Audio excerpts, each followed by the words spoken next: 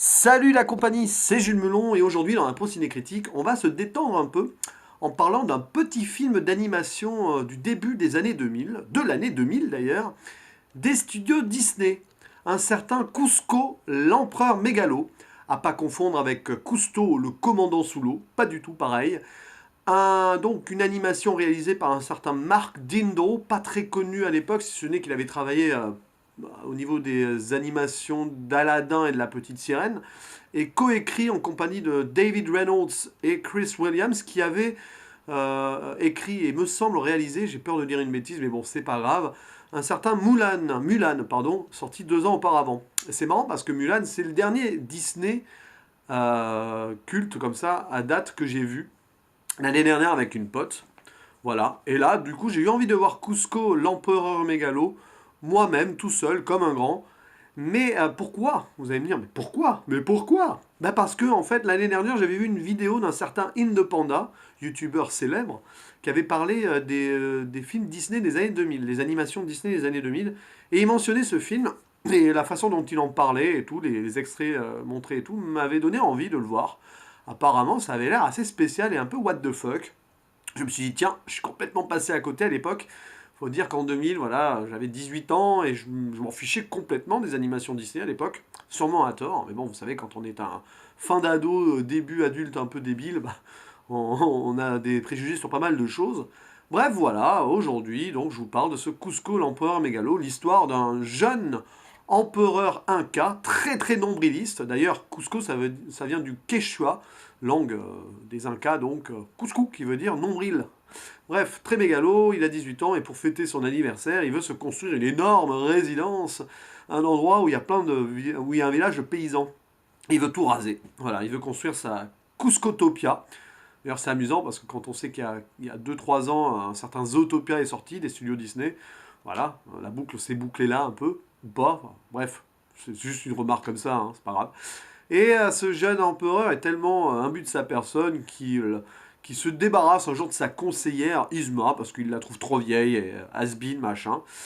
Une méchante femme hein, et tout. Bah, mal lui prend parce que cette conseillère veut se venger, fatalement. Et avec son bras droit, un bras droit un peu comic relief, qui s'appelle Kronk, elle décide de l'empoisonner, d'empoisonner l'empereur et donc de le tuer. Sauf qu'il y a une erreur de fiole, et au lieu de l'empoisonner, bah, ils vont le transformer en lama. Voilà.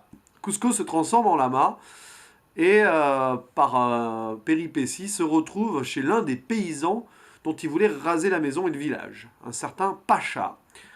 Et bah, c'est l'histoire du coup d'une amitié improbable entre un lama empereur et un paysan qui vont essayer de cohabiter. Le paysan n'a pas forcément envie d'aider l'empereur n'a pas forcément envie non plus de l'aide d'un simple paysan. Mais malgré tout, ils vont finir par essayer de s'entendre et va débuter une quête spirituelle du village de paysans jusqu'au château, enfin là, oui, jusqu'au palais, pardon, où il doit le ramener.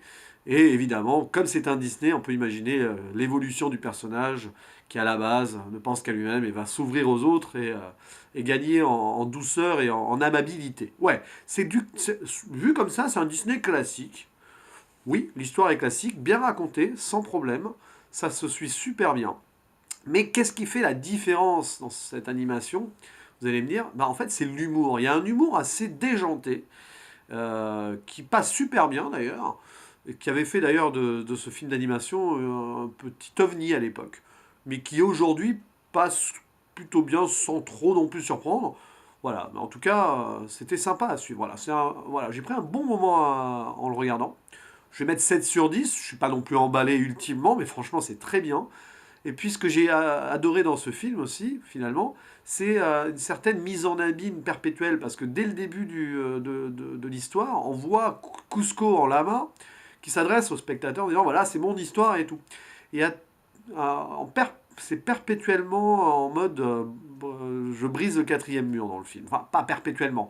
Il y a des moments où bah, le personnage de Cusco donc, brise le quatrième mur dès le début, avec sa narration. Puis il y a des moments, c'est drôle, où la caméra s'attarde sur d'autres personnages. Et il est là pour dire hey, oh, caméra, c'est moi que tu suis, c'est moi le personnage principal, c'est pas lui et tout. En mode mégalo, voilà, c'est la mise en abîme de la mégalomanie ici. Et donc c'est amusant et ça se passe super bien, quoi. Puis j'aime bien le personnage de Kronk, le comic relief, donc le bras droit de la conseillère Yzma, qui est un petit peu simplé et innocent, et j'aime bien ce genre de personnage. C'est souvent le cas dans les Disney d'ailleurs, de l'associé du méchant qui est un petit peu bébête et tout, mais qui finalement a un regard juste sur les choses. Et ici, par exemple, Kronk a un regard naturaliste des choses. Il communique avec des écureuils. Enfin bon, voilà, moi je trouve ça amusant. Bref, c'est vraiment sympa. Et c'est un Disney où j'étais totalement passé à côté. Je suis bien content de l'avoir rattrapé ici. Il n'est jamais trop tard pour retomber en enfance, de toute façon. Autre chose, et je conclurai là-dessus, parce que finalement il n'y a pas énormément de trucs à dire, si ce n'est découvrez-le et faites-vous plaisir, que ce soit seul ou en famille. Je pense que c'est d'ailleurs un animé qui peut être très bien montré aux enfants aujourd'hui, ça passera super bien. Avec ce côté un peu irrévérencieux, en plus ça marche bien avec la génération d'aujourd'hui. Bref, ce que je voulais dire pour terminer, c'est que j'ai vu cette animation en VF.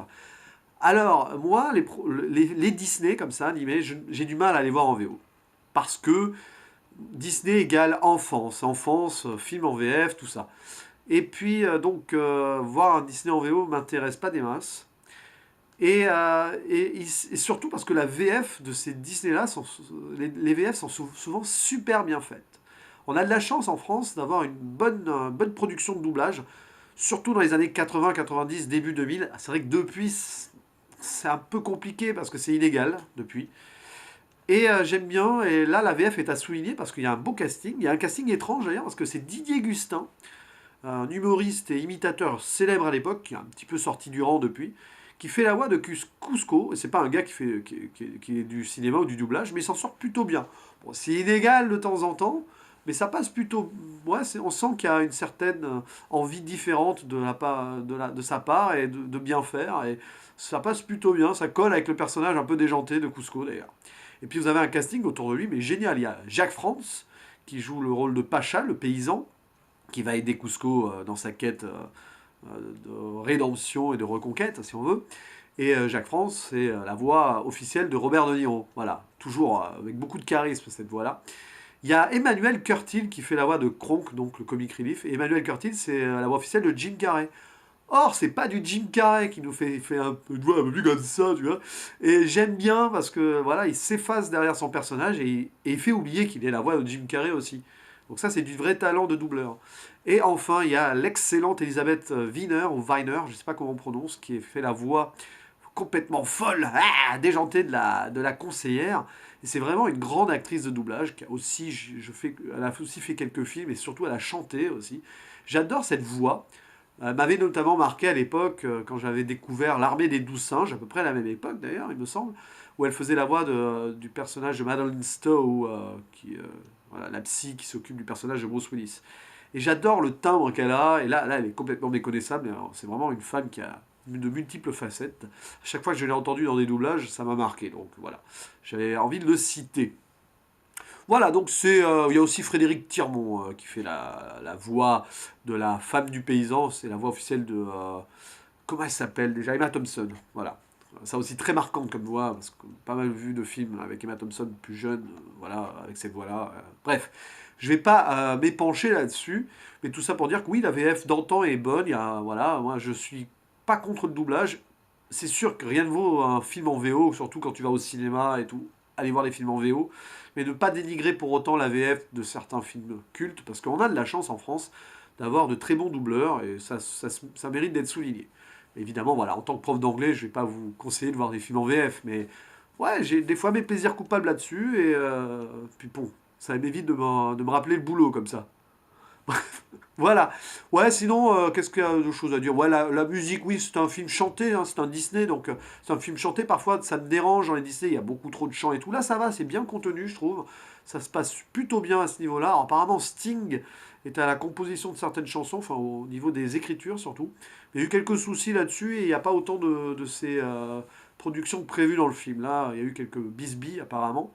Et puis, il y a aussi Tom Jones. Alors, ça, c'est en VO, du coup, mais même son sosie animé qui apparaît en début de film dans le rôle du chanteur. Voilà, ça m'a amusé un peu également. Voilà, c'est tout ce que j'avais à dire sur ce Cusco, l'empereur mégalo, que je vous conseille si vous ne l'avez pas vu. C'est un bon moment assuré. Et je vous dis à la prochaine. Ciao.